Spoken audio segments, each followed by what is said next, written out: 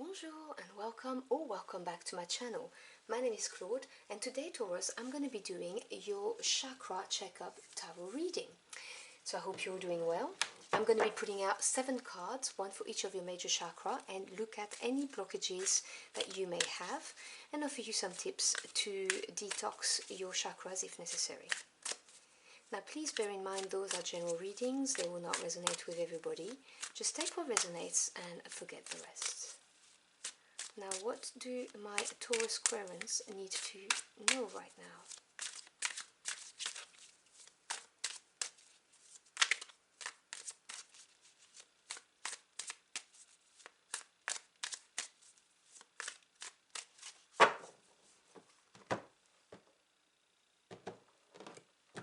Alright. Your first chakra, you get the Knight of Cups. Second chakra, the Four of Pentacles. Third chakra, the Nine of Cups. Fourth chakra, the Emperor, major arcana here. Fifth chakra, the Four of Cups. Sixth chakra, the Five of Pentacles. Seventh chakra, the Nine of Pentacles. Okay. So your first chakra is the root, and this is where your survival instincts are stored. It also has how safe you feel in the world and represents how you attract prosperity and abundance into your life. And you have the Knight of Cups. Now, this is a beautiful energy because the Knights are confident characters and they are action takers. They bring about movements. And Cups is to do with the emotional realms. And you have 3 cards related to the Cups, which denotes an emphasis on emotions and feelings, generally speaking. So the Knight of Cups generally is, it can be a love offer in a normal reading, on an apology, or just generally speaking, things moving forward and you feeling happy about it. So you feel safe and secure in your world, which is nice to see. So yeah, that's a good energy to have in your root chakra. We then move on to the sacral chakra. Now the sacral chakra is the energy center of pleasures, how you experience the little pleasures of life, and also creativity. The Four of Pentacles, now 4 is a number of strong foundation and stability, and the Pentacles is anything to do with the physical realm, so home life and work life. So the Four of Pentacles, really generally speaking, talks about having solid assets, having acquired stability in your physical world. It can denote on the shadow side a tendency to hold on a bit tightly to things, but generally speaking, this is a card of stability. Now, when I see it in the sacral chakra, I do see it as a card somehow defensive. So, you know, someone who is not allowing themselves to fully experience the pleasures of life because, well, you never know, they may lack at some point. So I would be aware of this because I would see this as an energy center that spins slightly less fast than it should, just because of that tendency of holding on tight because of maybe the fear of not having later on.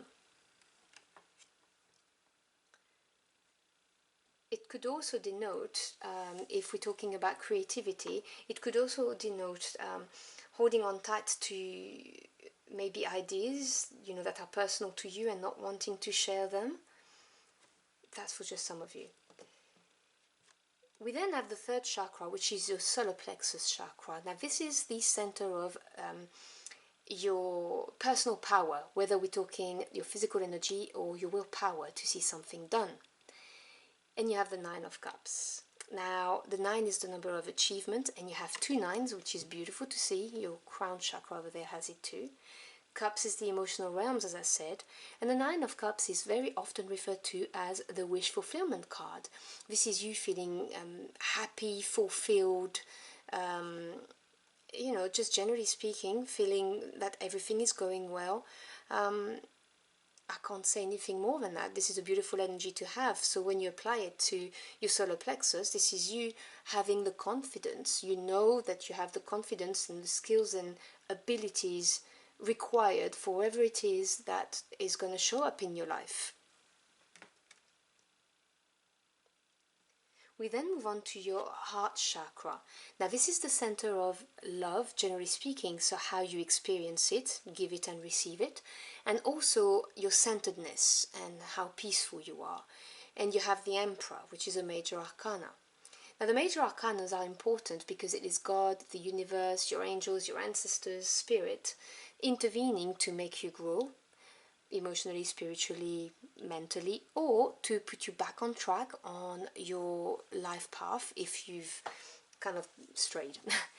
And the Emperor is ruled by number 4, which is the number of strong foundations and stability. You also have a number 4 in your next chakra, by the way. So you've got 2 9s and 2 4s.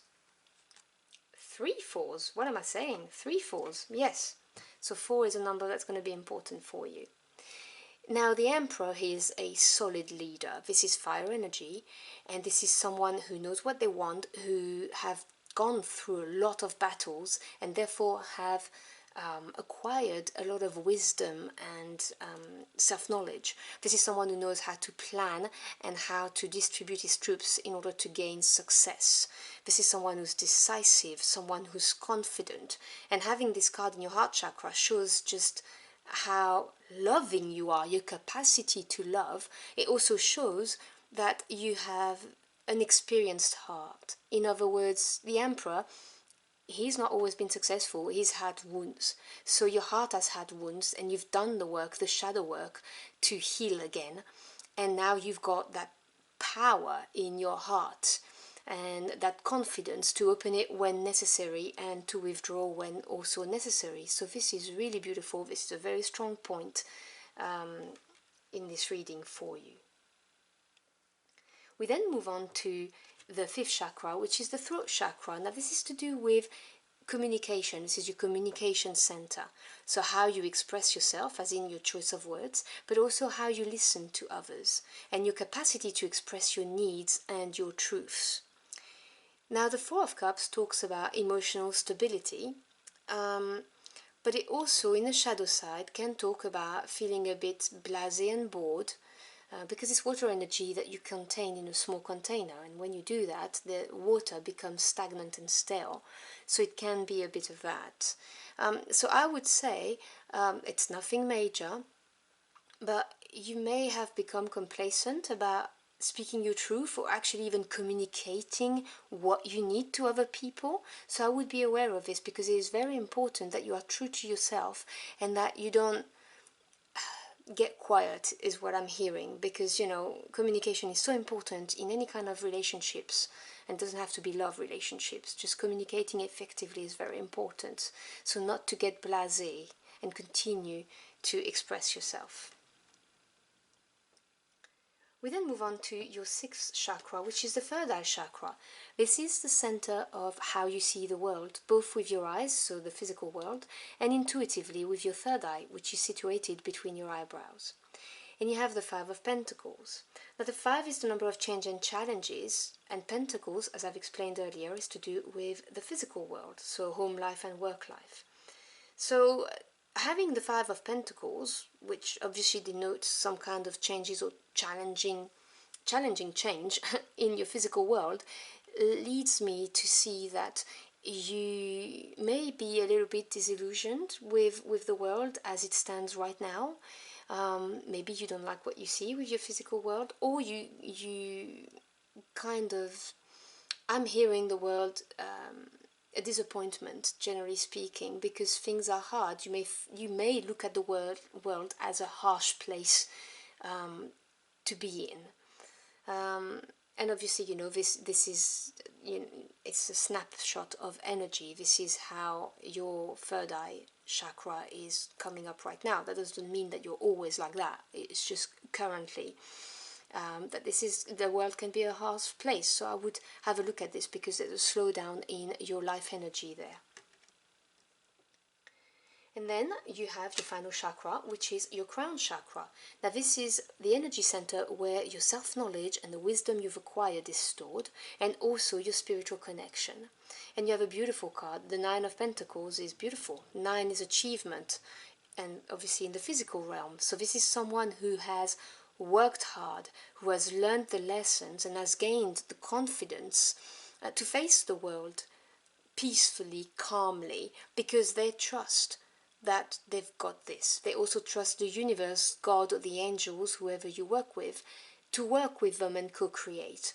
So this is a very connected card, an independent energy, something that really shows, when I was talking about your heart has had wounds and you've done the work to heal. This shows it. This is again experienced to a point of success, having successfully assimilated the lessons, and having gained that confidence and that glow.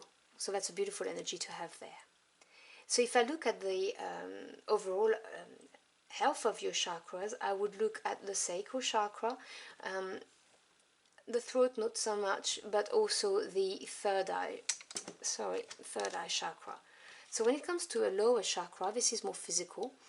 I would recommend that you do physical activities so that you are in touch with your body and how you feel when you exert yourself. For instance, if you go on a run, how do you feel? And they allow yourself to feel tired and also feel that really good those hormones that flow in your body once you've had a good workout and you've sweated a lot, for instance. The same can be achieved during yoga, for instance, as well. So I would really have a look at this. The other thing is allowing yourself to experience very simple pleasures. Take out half an hour in your day and do something for yourself. If it's reading a book, if it's listening to music on your headphones to completely switch off, having a bath, eating something you really enjoy, that kind of thing, because life is meant to be experienced, and those little pleasures are there for you to enjoy. So being back in touch with how it feels to feel that kind of pleasure is what I would do. If we're talking about creativity and not wanting to share, journal those creative ideas, record them in a book, because it's like sharing them with a friend. That works for me. Obviously I'm just giving you ideas because there are things I've done that helped me, but I'm sure you can find a wealth of things to look at on YouTube as well to help you with that. And when it comes to your third eye chakra, there are a few things you can do, such as cutting down on alcohol. Obviously if you take drugs, same thing. Anything that has too much caffeine, so tea, coffee, sodas, that's bad for the third eye. And any processed refined sugar, cakes and sweets and all of that, that's really bad for the third eye. It really is toxic for it. The other thing is the third eye chakra is linked to the pineal gland, and this is a gland that is extremely sensitive to light. So if you're watching in bed late at night in the dark, your phone screen or your tablet, whatever, this is going to have an effect. So I would strongly suggest that you reduce the luminosity of your screen, or you invest in a pair of glasses that filters blue light, or even better, you do all of that watching before you go to bed, and then when you're in bed you're in the dark, and that will really help detoxify your third eye, which will help you be in touch with your intuition as well as your physical eyes, and you may start to feel differently about the world once you have done this. So I'm now going to pull out 3 crystal cards for you, and you may choose which one you feel attracted to the most, or you may just choose the 3 of them. It's entirely up to you. So let's see what we've got for you.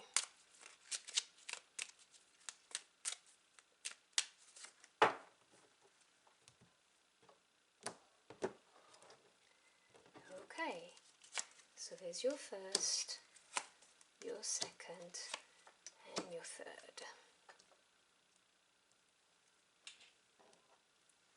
So if you've chosen the first crystal, you have chosen the third eye chakra. Funny, I was talking about it. Oops, sorry. Trust. Trust your intuition. It is in contact with a higher source of knowledge, and it is a tourmaline. So if you own one, you may want to carry it around with you or have it under your bed, or you may want to get one if you're interested. tourmaline. If you've chosen the second, you have chosen chakra balance. So it's for all of your chakras, unity. The only illusion is separation. Blue lace agate, amethyst, and new jade. So I would recommend listening to meditation or binaural sounds to rebalance your chakras if you've picked that one. And the final one is for the crown chakra, which is right there. Oneness. You are part of the universe and always will be. And that is a tourmalated quartz. So I hope you've enjoyed your journey for the cards with me. If you did, or if the message helped you in any ways, do let me know in the comment box below. I'd love to hear from you. Thank you so much for stopping by. I really appreciate it. I wish you a beautiful end of the month and I hope to see you again very soon. Until next time, au revoir.